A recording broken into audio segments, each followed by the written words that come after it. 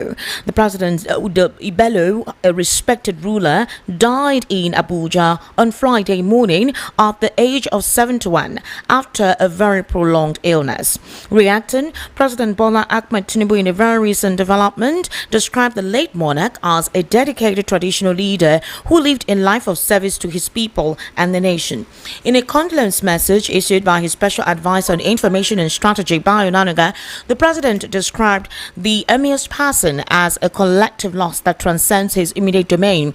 The president further acknowledged the late monarch's contribution while serving in various public roles before ascending the throne, including his time in the civil service, where he rose to the rank of permanent secretary in the Old Sokoto and Zamfara states. Tinubu extended his heartfelt condolences to the government and people of Zamfara state, the Gusau Emirate Council, and the family of the late monarch. The emir's death has drawn tributes from across the nation in several quarters as Nigerians continue to mourn the exit of a traditional figure many described as peaceful and humble. Meanwhile, a quiet storm is brewing at the highest corridors of power in Nigeria as Vice President Kashim Shettima makes calculated moves that appear to be shaking the foundations of the Tinubu-led administration. Sources within the political circle suggest that Saraki is in a state of disarray following Shettima's recent political romance with key figures such as former Senate President Bukola Saraki, former Kaduna Governor Nasir El-rufai, and Rivers State Governor Fubara, who is currently on suspension.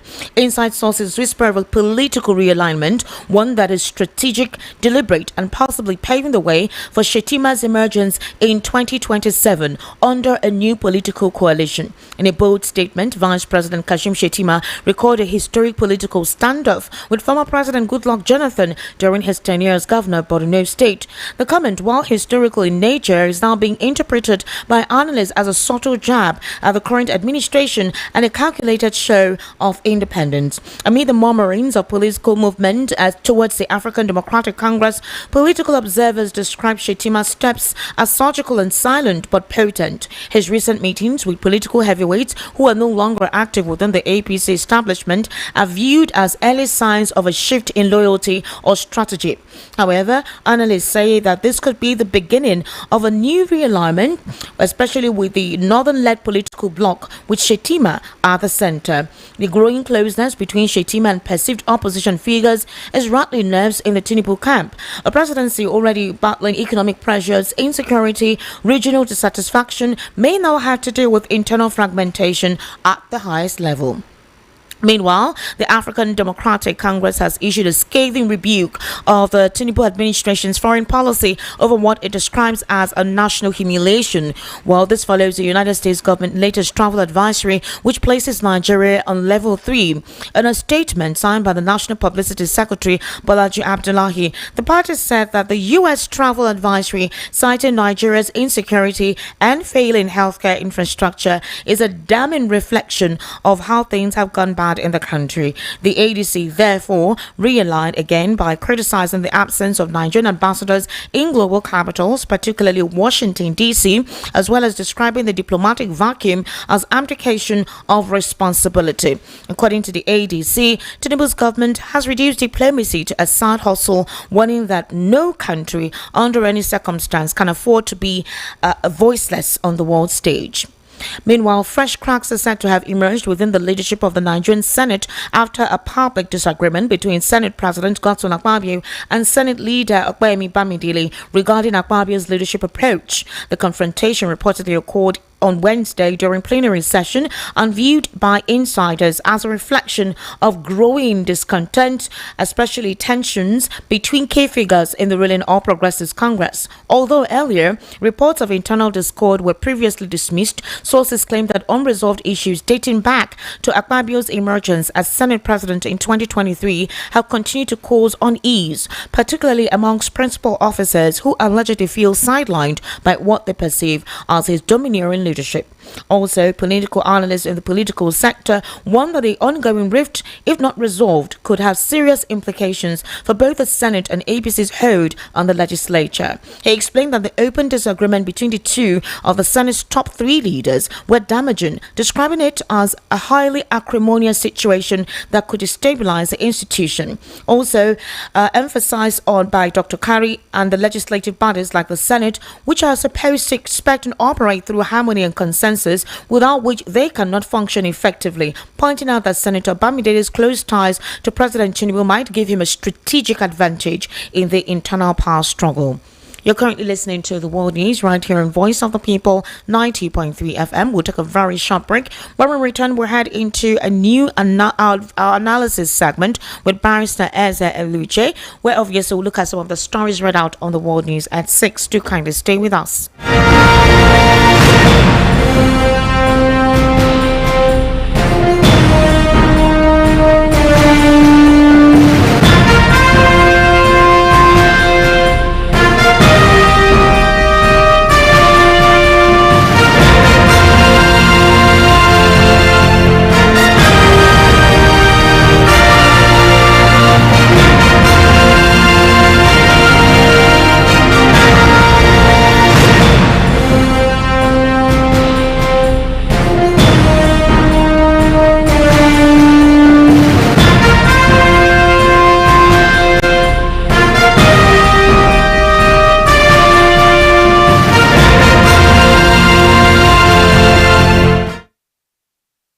Alright, still listening to the World News right here on Voice of the People 90.3 FM. I'm currently speaking with Barrister Eze El-rufai via the telephone. Barrister Eze El-rufai, good evening and thank you for joining us on the World News at 6. Yeah, thank you very much for the invite. Barrister Eze El-rufai, the military accused IPOB of unleashing mayhem in some communities in Imo State. According to the military, they disclosed that gunmen whom they suspect to be members of the indigenous people of Biafra have attacked Indi Ejezie, Umwalauma and India Kwata Uno communities in Arondizogo at Idiato North local government areas of Imo State, and that the attack occurred early this morning when these assailants invaded the communities. The DSP, Deputy Superintendent of Police Henry Okoye, and Police Public Relations Officer of Imo State Command confirmed this on Friday.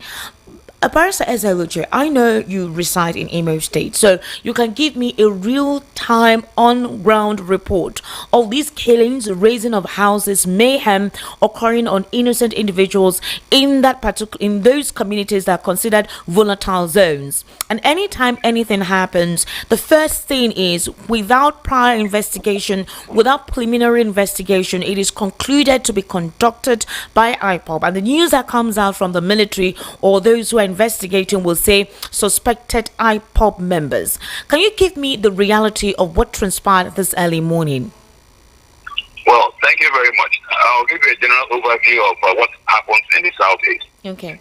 Ordinarily in the Southeast, in most major roads, you get to see police and military roadblocks every 2, 3, or 4 kilometers. Yeah.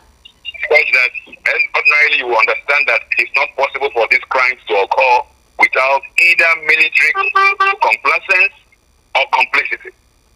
Because otherwise they should be on ground. They are usually on ground, but unfortunately they are on ground to mostly extort from road users. And when these crimes occur, when these killings occur, you get to see neither the military or the police anywhere until after these shootings have occurred. At times these shootings take place for over 2 hours, 1 hour, 2 hours, and no military or police presence is felt until after the event has finished. So ordinarily you ask yourself, these policemen and military men who are everywhere manning roadblocks, what happens? Where are they when these crimes occur? This has led many of us who are on ground in these areas to begin to believe that definitely there must be military and police collaboration in this crime. Because they tend to always accuse IPOB. IPOB is more of a spiritual issue. A relationship between the Igbos and those who were killed during the Civil War under the cover of Biafra. They have no physical presence on ground, no arms. So when the police authorities begin to always say it was conducted by IPOB without any investigation, we can actually tell them to shut up in those instances. This particular one that happened in Mbano, the villagers saw them in military camouflage. They were soldiers who came to the area and perpetrated these crimes.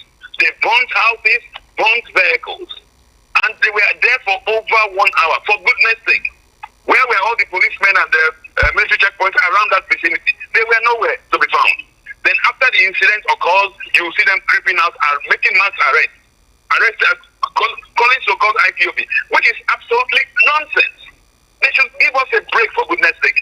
What we in the East realize is that the violence in the East is orchestrated from high quarters above. And you those who don't know the Southeast is very densely populated. There is virtually, you can't go in any direction 3 kilometers radius without getting a settlement, a village or a community in the Southeast, in Imo State in particular. It's densely populated, which means when you hear of attacks taking place for over 45 minutes, the police stations, the military can storm those places and take care of the situation. When they don't do this, you now ask yourself, who are the perpetrators? And once these perpetrators remove themselves from the scene, within a wink of an eye, you will see the police and military all over. But Barrister Ezra Eluche, and the Commissioner of Police in the state should look inwards and ask themselves what is going on. If they are not aware of their men who are complicit in this crime, they either have to get out of office and stop accusing innocent people of this crime, for goodness sake. All right, if you're I know what I'm talking about. if you're watching us on YouTube, you're supposed to see the videos of the mayhem that transpired in Imo State. The houses that were razed and persons that were killed, women, young men, very young men, completely unarmed. They didn't even look like anybody whatsoever, like persons who were supposedly involved in anything, just in their villages, in their homes. The report says that about 7 persons were murdered. And if you see these individuals, it's very worrisome. Barrister Ezra Eluche, I am wondering, for example, why would individuals who say they are calling for self-determination kill their own people indiscriminately without any thought process? That's one question. Number 2, if these individuals wearing military fatigue are the ones creating the chaos and mayhem, what exactly is the reason? What is the intent? Is it political? What exactly could be why these elements will want to ensure that certain communities in that region are deserted? Barrister Ezra Eluche, the community you mentioned, Mbano, Umweze, all those areas literally are the hot spots, that are volatile regions, and this has made quite a lot of young persons, investors, who want to say, I want to develop, in my land, since other areas we reside, they're telling us, go back and develop your region, don't stay in our region, we don't need you. But people can't come home because of the unrest. Now every time is considered to be IPOB. If it is not IPOB, then who are these elements, and what is the agenda? What is the state governor doing about this? It has become one too many, too incessant. Thank you very much. You see, perhaps that was one of the reasons why we have a governor who was imposed on the people. If you recollect, Mr. Hope Uzodinma was fourth in the election. He came fourth, 1, 2, 3, 4 in the election before he was superimposed as a governor by the Supreme Court. So the governor is never, ever on the side of his people. He's always mounting the pronouncements of the federal government and the security element. Like you rightly asked, if indeed it was IPOB, what will be their interest in burning or destroying the same area, the very same area which they want to declare as Biafra? Common sense tells you that something is wrong. And like I said, I have realized that this scam of always saying it's IPOB does not make sense. I have been a victim of this same character. On the day that Gulak, the former APC chieftain, was killed in Imo State, I happened to be on that same axis in NBC. I was blocked at gunpoint by these characters who ordinarily are called unknown gunmen. And they tried to, I escaped death by whiskers. Now, less than 60 meters from where these so-called unknown gunmen blocked me, there was a combined security team of police and soldiers who obviously had the interaction between me and the IPOB officials, and they just waved us by. In fact, I concluded on that day that there is no distinction, no difference between the so-called unknown government and the military and security and police authorities. They are one and the same. So all this noise that these authorities are making, that the DSP, the PPRO of the Imo State Command, who might not even have gone to Mbano, is saying that it was IPOB. Does he know what IPOB means? And even in the trial of Mr. Nnamdi Kanu, it has been established that all that he was saying was mere boast. He knows he does not command any troops on ground. But unfortunately, he has allowed his utterances to be used to disseminate, to almost kill so many people in the Southeast by these military authorities. Barrister El-rufai, have you seen the videos? Have you seen the mayhem? I have seen the video, and it is not unique, my dear. It is not unique. That same kind of video happened at Abuja, at Izombe, at various locations. You see people, these soldiers will come and burn houses. What are you burning the houses for? Is it not to make the place insecure? And you said you're supposed to be securing the area. Even when this so-called sit-at-home on Mondays took place, it was the military and the police that were enforcing the sit-at-home. People want to come out and work and do stuff, but the police and military will tell you to go back home. And they didn't sit at home. How long will we continue with this charade? And I keep on calling upon the IG Egbedoku and the Chief of Defense Staff, Chris Musa. Look at your men. If you're not complicit in this crime, the security agencies are making happen in the Southeast, get those characters out of those places. It is not by accident that in the past 20 years, no evil man has been a commissioner of police in Imo State. None. Rather, some of them actually criminals that should be the commissioners of police sent are characters who should be kicked out of the police force. Let me give you a particular example. The commissioner of police that was the commissioner of police in Imo State, when the Imo State Owerri prisons was ransacked and every prisoner was meant to escape, and the police state command headquarters was looted, is now promoted. Is an AIG in the police force now. This is a man that has been dismissed from office. How can a police commissioner be in a state and your state command headquarters be looted by miscreants? Unless he was complicit in that act. Otherwise, that's sole reason. Continue, sir. I can hear you. In Nigeria. So how long will we see people with all this? People are aware that all these crimes are not done by the people, and there's something like so-called IPOB. It is orchestrated to portray the Southeast as an insecure place and to scare the evils from coming home to invest. But despite all that, some of us still go home because home is home, for goodness sake. You can't say that the evil man cannot vote in your state and you will still allow him to go back to his own state to leave. The people have been pushed to the wall. And there must be an end to these injustice and this so-called foisted insecurity. Barrister El-rufai, again, if you're watching us on YouTube, you'll see that the houses were raised, completely raised. We don't know where these houses were being burned. Then there's also another one where in some of the shops, early in the morning, how some people wake up in the morning to go to their shops to maybe sell pami or something, they were killed. Another young man in front of his house, about 2 of them were killed at the veranda. So beyond that, they were just shot at indiscriminately. And I would have thought that beyond just saying IPOB were the ones that did this, these individuals don't even look like persons that, how do I put it, that have money or are rich. The homes where this mayhem took place, just normal homes. They don't look ostentatious. There is no form of flamboyancy along that axis that you would say, okay, these individuals supposedly who wore military fatigue wanted something from these persons, or that they demanded money, or there is one of them who is a chief or an eze or a community head who has been speaking against their criminality and they decided to show the person some kind of lesson.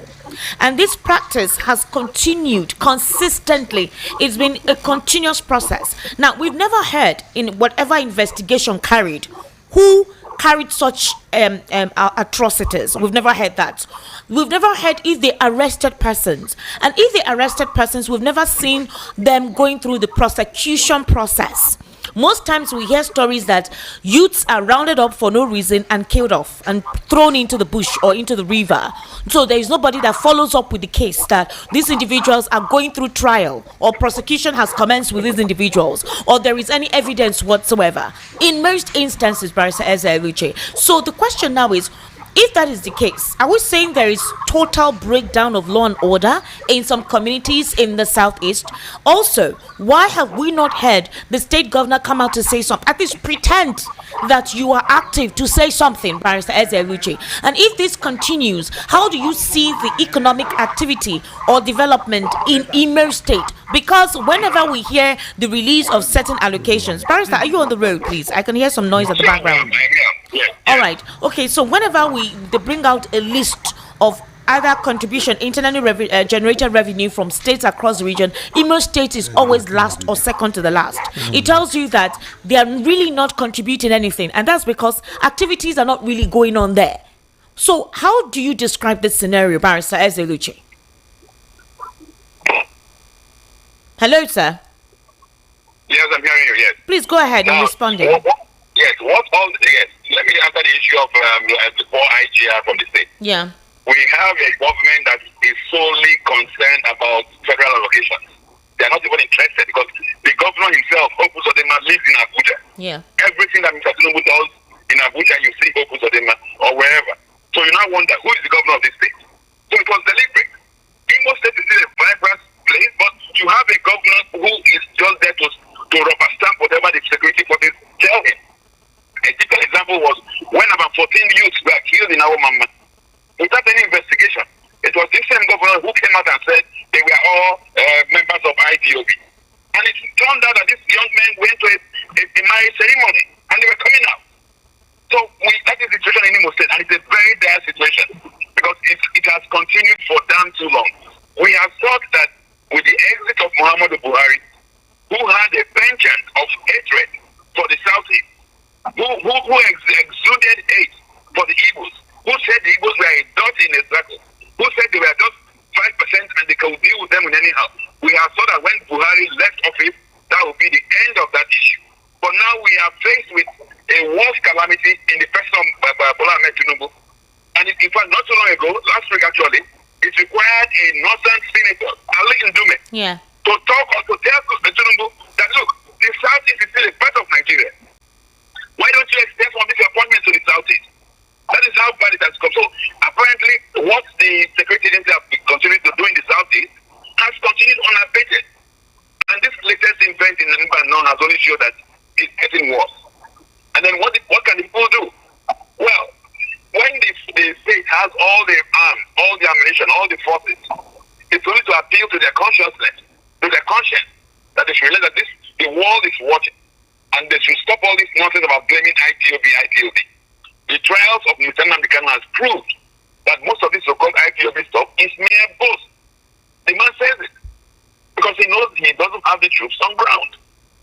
So let the government decide to have a change of heart and rule and administer. So you mean he made all those utterances, they were bogus and there was no reality to it? Do you know how many young persons have died with those utterances? They have died, have been killed. You are very right. You see, when this Nnamdi Kanu fellow was talking of the Biafran security forces, the Biafran Air Force, the Biafran Navy, we know he was talking absolute crap because it's not on ground. And we that are in the area, we know that those things are not existing. But then, unfortunately, he used that for propaganda purposes. It works for him. He got a lot of money and a lot of support that he seems to have the power to say all this stuff. But in reality, it has exposed the Southeast to all this kind of killing, mostly, and I repeat, mostly from the security forces. Barrister Eze-Eluche, what should be done now? Because every day, I think 2 weeks ago, we had the same thing. They had in a market like that, they put an explosive in one of the markets that killed one of the women who mistakenly stepped on it. Everybody was running helter-skelter. There was pandemonium in that community. The next thing, the police came, assessed the environment and said they suspect that it was IPOP who put in that IED on the floor, the landmine, that they were the ones who put it. Okay, they said they were going to investigate it. Since that time that incident happened, we've not heard any report of any investigation. Who carried out the act? How was the landmine there? Who put it there? Nobody told us anything. The woman unfortunately passed on from that particular incident. And now we're seeing this again, just like that. It's not only going on in Imo State, it's also going on in Enugu State. Persons who go to their houses, murder them with machete, brutalize them. It's barbaric. The killing is usually barbaric. And every time there have been cries, there have been clamors, nobody is saying anything. Young persons have left this region, Barrister Eze Eluche, and that is what brings me to the fore. Also the fact that when there is no even distribution of wealth, when there is no even economic development across all the region, how would the people actually feel part of the largesse in terms of government benefits? Because the question is the fact that most of the southeasterners are, in several areas, several locations, either outside the country or even in other states, and the political tension has gotten so rife now that indigenes of the state are asking them, go to your home, go and develop your home, don't stay here, don't saturate here, go and take care of your states, go and take care of your regions. So it feels like the governors of the region do not even care about the people, deliberately leave their places incapacitated and leave the people hanging. Barrister, what should be done now? And what is the next line of action concerning the incident that just took place where innocent lives were taken for no reason? Yeah, thank you very much. You see, this issue of there will be investigation and the reports will come out is not new to the Southeast. When the prison breakout happened, Aregbeshola was the Minister of Internal Affairs. He came out and said they already have the information, they have the list of people they will prosecute. Till tomorrow, no such thing has happened. Rather, the person that was the Commissioner of Police in Imo State, who should have been dismissed from service, is now an AIG Nigerian Police Force. Likewise, our mama issue happened, and they will investigate. Till now, there is no such investigation, no report. So it makes you realize that look, it's no longer fishy actually. There is apparent complicity in all this killing. Now, what can be done? People have to be sensitized to realize what's going on, to realize that look, this is orchestrated mayhem, and it is sad that it's orchestrated by the central government. Because I keep on pointing direct fingers at the central government, and they cannot deny it, because all the evidence points in one direction. They are the central government, their security institutions, which is the police and the military. And even the mercenaries they hire. Severally, Asaido Kobo has come out and told Nigerians that he's the one killing Igbos water. And nothing has been done to arrest this criminal character. Because you can't in Nigeria, you are a civilian, be boasting that you are killing the particular people water. That is, he means by a man. And he's allowed to move about freely. So these are part of the things that makes people some of us realize that look, this is perhaps beyond just a mere government. It's not like a policy of government, because it has transcended the regime of Buhari and has now taken root in Tinubu's regime. The people should just be conscientized and sensitized and understand the extent of this problem. And then, how will I put it now? Take safety measures, safeguard themselves, perhaps self-help, like it's going on now in Benue and Plateau State, where the killings are so much going on. You are one of in the Nigerian Constitution, you are allowed to kill in self-defense. When somebody tries to come and destroy your house or take your life, you can kill him and nothing will happen. Barrister, are you sure? There was a particular Sunday Jack who defended himself and he was sentenced to death. That is one of the silly judgments of the Supreme Court of Nigeria. One of the series of, but the Constitution is very, very clear in terms of defense of property, that you can use reasonable force to defend yourself and your property. Because you can't be waiting, sitting there and somebody's coming to kill you and you just stay back and watch. So the Constitution is very clear. So when the Supreme Court ruled that the young man in up north who killed somebody in self-defense was, it's akin to the judgment of the Supreme Court in the political cases, in the election presidential petition cases, where it ruled that it didn't know the meaning of and that somebody who paid fine for drugs can still contest for presidential elections. But we have to sensitize our people. They have to learn they have to self-defense and defend themselves proportionally to whatever crimes have been committed against them. That's what can be done for now. And then let people know that they must not allow this evil to continue for a day longer than necessary. Well, Under the okay. Well, under the Nigerian Constitution, 2007 is a date we are looking for. This nonsense must not be, because Nigeria it's a gruesome murder takes place every day, and those who should protect lives are now the ones who are even taking away lives. Those who should protect properties are now the ones coming to burn and loot and destroy. For how long shall we allow that to continue? Well, Barrister, if you say that we should take a stand, or people who are in these communities affected by certain elements, right now it feels like there are forces one is battling and there is no identification of them.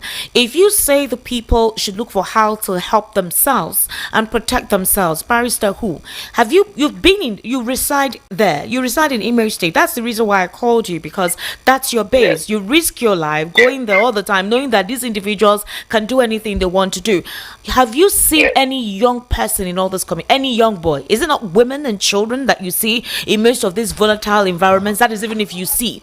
So if those are the people there, who would arm themselves? Who would protect these communities if most of the young persons have either run away to other cities where they can go about their businesses and be safe, or some of them or most of them killed? So who would protect these communities? Who? Well, I agree with you. It's a problem that has to be addressed. But yes, you can never find a community where there's 100% youth absent. It's not possible. There's always some who will still come back and be there. So, but the issue now is to sensitize those ones that the problem is greater than the community, it's greater than their neighbor. So they should not look at their neighbor as the source of their problem, but they should look at the institution which has it's trying to make the Southeast uninhabitable. As our folks have said, look, no matter what, we have to inhabit here. Because the irony is this: when you leave the Southeast, you see that there is an influx of miscreants from even the north, all over. Most of the bike drivers across the Southeast are these characters who perpetrate the crime. So if you leave your home base and you now travel out and then you come back and it's occupied by miscreants, who do you blame? Well, Barrister, unfortunately, it's not just in Imo State. In Plateau State, they have just barely buried 27 of them that was killed, I think, sometime last week. Women and babies, children, young men. They just decided to bury them. I think yesterday we saw the videos of 27 coffins on a truck, and community members were accompanying that truck with the coffin for burial. Do you know that another one happened today? Gunmen's truck killed 14 passengers on their way from Plateau Market. This was on Thursday, where the gunmen suspected to be Fulani militias ambushed a vehicle coming back from the popular Baucus Market in Plateau State. They killed 14 passengers, including women and babies. Barrister El-rufai, including women and babies. Now, the big question is, at what point, like I said earlier, the first one that happened, when almost 200 and something persons were killed in batches, well, they said they have gone with some arrests, although some of this arrests has not yet been confirmed. We've not seen their faces. That's not the only one. The second one, Barrister El-rufai, is another batch occurred, I think, somewhere along Mangu. The third one is the one that happened last week in the space of 2 months consecutively between Plateau and Benue, and then today again, on last night, yesterday, Thursday. So when you're having this consistency in killings of persons, this time around, these militias are going after women and babies, just like that. How do you describe this? Well, it's rather unfortunate. At this stage in Nigeria, we should allow people to harm themselves. So when the same people who are negligent, whose negligence are still tell you that you should not harm yourself, and I'm talking about the military and the police. The killings that are taking place in most of these communities are due to the negligence of the city, of the police and the military. And they are the ones who say Nigerians should not defend themselves. You now begin to wonder, do they want Nigerians to be killed? And they give all kinds of silly excuses. When I say I'm using very careful words, if you see, because when you say people are coming in from outside the country, don't we have customs? Don't we have immigration? Don't we have roadblocks? Can't you fish out these criminals from outside the country and deal with it? So they should stop giving us excuses.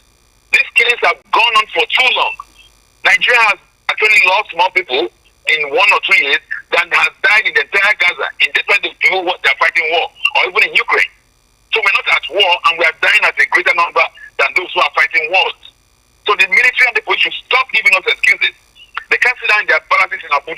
tell people in the different parts of the country that they should accommodate their killers. Like Tinubu went to tell the people in Benue. In fact, Buhari was telling them which do they prefer, their land or their life. So this kind of comment makes people realize that those who are supposed to be protecting us, government may be complicit in this killing. Or they should go all out to defend the people and not to say they should accommodate their killers. All right, Barrister Eze-Eluche, for example, Amotekun, I think about 400 Amotekun members in Ekiti State. They've recruited 400 new Amotekun Agro-Martial Corps to strengthen security. Why can't we have this replicated across other regions as well? They are registered. If the state government cannot do anything or the federal government cannot help, and when I mean help, not to be part of the mayhem, not to be part of the injustice, not to be part of the wastefulness of lives in places that they have been conscripted to take care of. Why can't the state government, again, maybe all the southeastern governors come together? You have Udogachi, Ebubago. Why can't we have such registered to protect, the communities like this now that we have a lot of our youths who have left the region? Yes. It's unfortunate. Perhaps that is what Mr. Tinubu had in mind when he ensured that people from his ethnic group populate the security agency. We have the chief of army staff is from the southwest, the IG of police from the southwest, I think it's in immigration or whatever. Most of the people who had command positions are now in the southwest. So that is why it's easy for the southwest security forces, the indigenous forces, to be. But Barrister, Udogachi is operating in Anambra State. Would you say that, I mean, the federal government, there was no stalling in that. So why can't Imo State, have that kind of approach where they put together a security team, get the signature of from the National Assembly and the federal government. They put together a team of persons that can, take care of the communities. The same thing in Plateau State as well as Benue State. All these regions are experiencing volatility in insecurity. I don't think the federal government will stop you if the agenda is indeed to secure the state. No, let me give an example of people that I know. I won in Anambra, where you have characters who are placed there who want to dance to please the center. They will not do the center's motives. That is why in Imo State, when Mr. Hope Uzodimma set up his so-called group, they actually joined forces with the federal security agencies to destroy and decimate communities.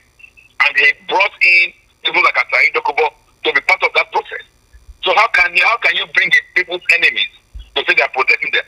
It was not a bottoms-up approach, but you can see that in Amotekun, they have people from the villages who joined these forces.